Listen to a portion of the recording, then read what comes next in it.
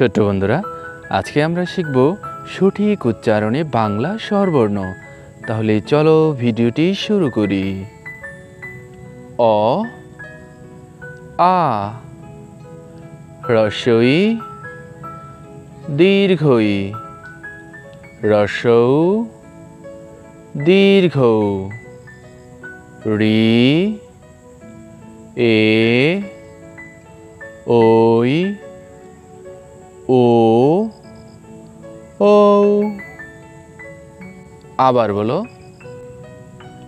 অ আ হ্রস্ব ই দীর্ঘ ই হ্রস্ব উ দীর্ঘ উ ঋ এ